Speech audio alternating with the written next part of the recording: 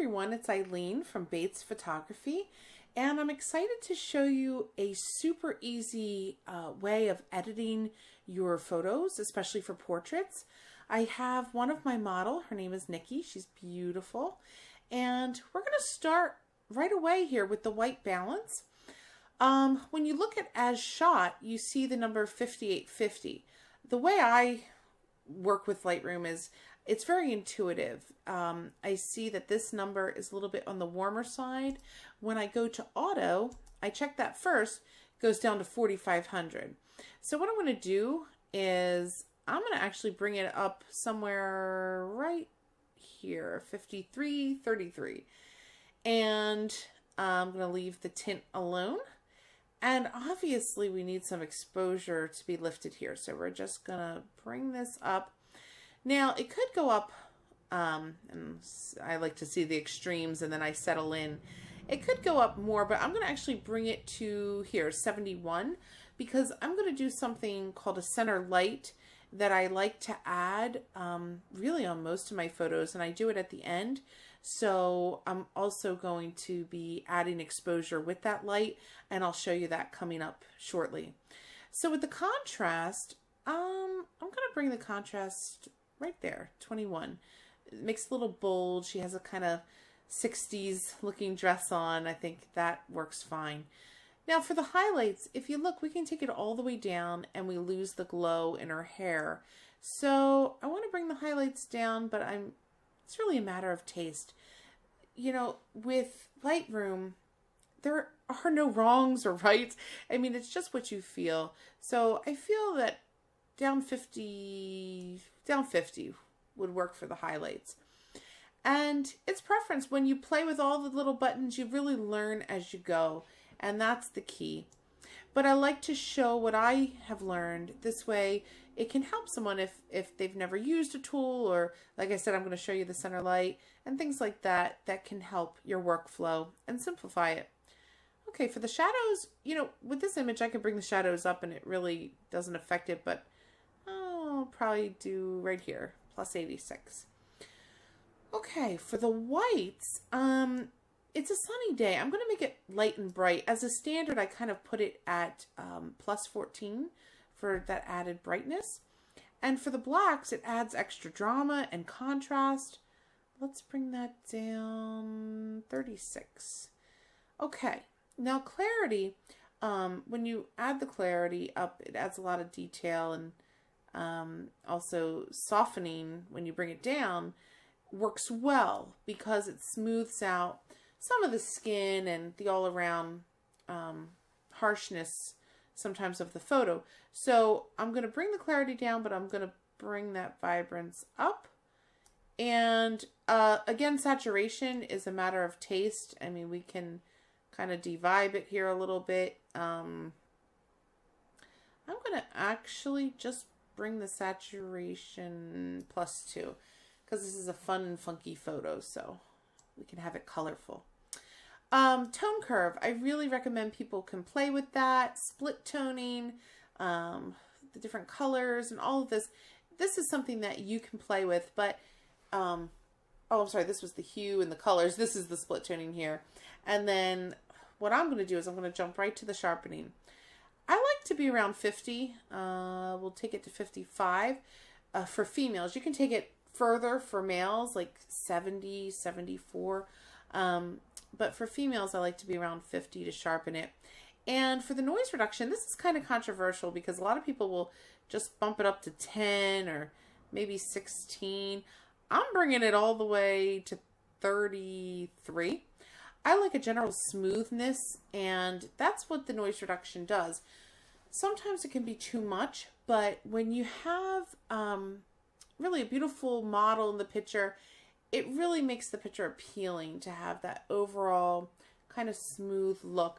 Not too much, but I keep it at 33 for this one. Okay, so this color, I don't know why or what it does exactly, but I just like to bring it up to 100 generally. And this remove chromatic aberration, enable profile corrections, I usually check them for every picture. For the lens profile, it's not in there, but mine is the Zeiss Batis 1.8. This was shot on the Sony a6500. And so you can see with that lens correction, that definitely helps the distortion on the edges. And with the transform, I'm going to hit auto. As you can see with this picture, it really didn't do anything. But a lot of times, I try the transform auto first. Sometimes it's completely off and I don't use it. But sometimes it really corrects things, and I'm happy that I saw it. Because it's easy to undo it if you don't like it. Okay, so then we're going to come down to the effects. I always love vignetting. I am a big fan of it. That's crazy, vignetting at 40, but I'm going to take it to, we're going to go 17. And if you want to bring that, that feather up, you can. Kind of brightens, it's not so circular, that vignette.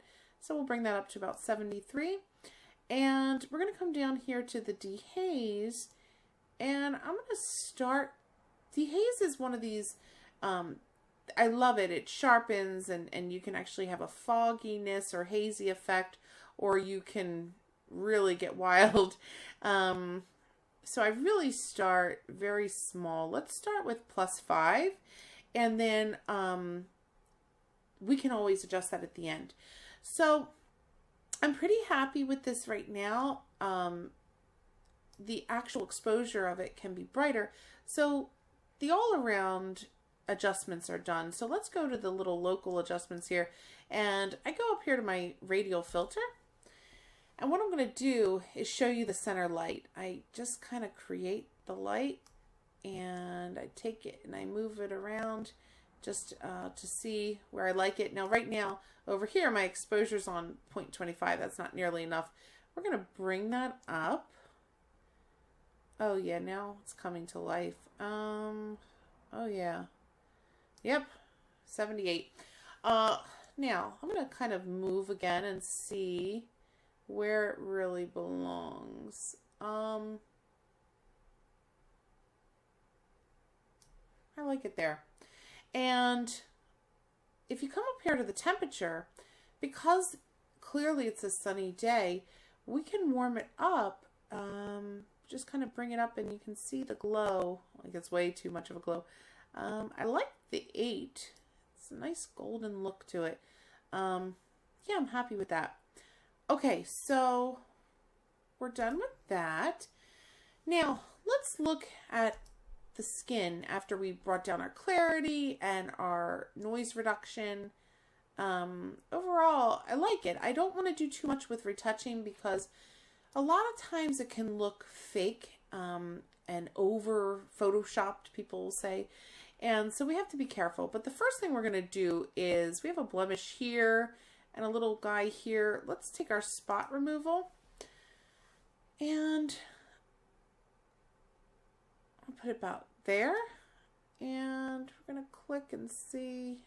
If you don't like where it's at, you can just kind of move this little circle here. Oops, there it goes. My computer just got really slow. There it goes. Okay. That looks good. Now let's get the little one. I clicked out of there. I'm going to click it again, and we're going to go really little this time. And that'll do it. We hit done over here, and that looks good. Okay, so for the eyes on all of my models, I love to just add a pop. So we're going to go to the radial filter again, which we use for our center light. And I'm going to, if it goes a little bit above the actual pupil, that's okay. I'm going to bring that exposure up, but not crazy. I'm thinking 0.69. And something I like to do is I just like to match whatever I do the clarity at. I'm going to do the sharpness. So we're going to keep them both 29. And you just kind of right click and you duplicate that for the next eye. And there it is. So we click back, and look at that. I'm really happy with this. It's just light and bright and fun, and she's playing with her hair, so it looks appropriate. Okay, coming back down here to dehaze, And if we want to boost it up a little bit, let's see what that does. It deepens it.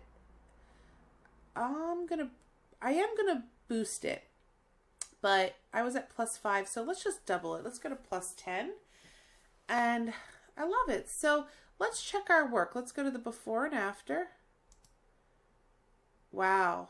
And you can see this didn't take a lot of time at all. And here, obviously straight out of camera in the raw format, it needs to be worked on, but just these quick adjustments with the center light and, you know, the eyes popping and the whole feel of it, it really makes your workflow just nice and easy. So please like and subscribe and comment if you want more of these videos. I will be making a few more with some of my landscape photography work and some city work and just pictures that I get that I think I can show you some unique techniques. And it's not like I know everything about Lightroom. I'm just really showing you what works for me and what I like to use. That's been very beneficial, and my clients really do enjoy it. So thanks so much, and I hope you all have a wonderful day. And please comment if you have anything to ask me. I am here for you. Take care, everyone.